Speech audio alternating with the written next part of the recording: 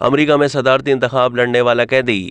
سابق امریکی صدر ٹرمپ کو مینہٹن میں جیوری کی طرف سے ان کے خلاف لگائے گئے الزامات میں فرد جرم عائد لگا دی گئی، تاہم یہ فرد جرم بھی ٹرمپ کو امریکی صدر کے لیے الیکشن لڑنے سے نہیں روکے گی۔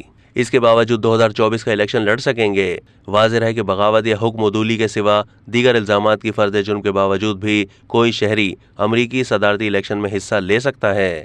امریکی تاریخ میں ایسی مثال پہلے بھی سامنے آ چکی ہے جب ایک قیدی نے صدارتی الیکشن لڑنے کا اعلان کیا تھا۔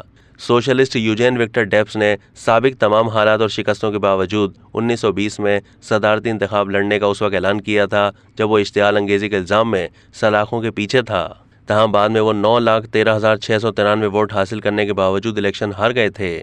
یوجین وکٹر ڈیپس 14 سال کی عمر میں ریلویز میں لیبر مارکیٹ میں شامل ہوئے تھے، جہاں انہوں نے ریلوے کارکنوں کے لیے یونین بنانے میں اہم کردار ادا کیا تھا۔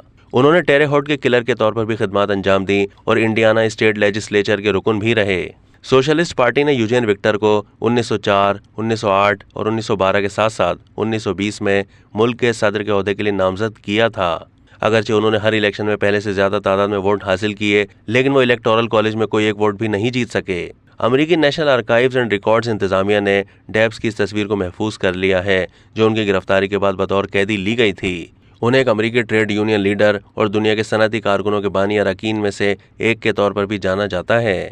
ڈیپس نے امریکن ریل روڈ ایسوسی ایشن کے قیام میں کلیدی کردار ادا کیا تھا۔ یہ ایسوسی ایشن ملک کی پہلی صنعتی انجمنوں میں سے ایک ہے۔ اب تک کے لیے اتنا ہی۔ مزید معلومات کے لیے ڈیلی جنگ کے یوٹیوب چینل کو سبسکرائب کیجیے۔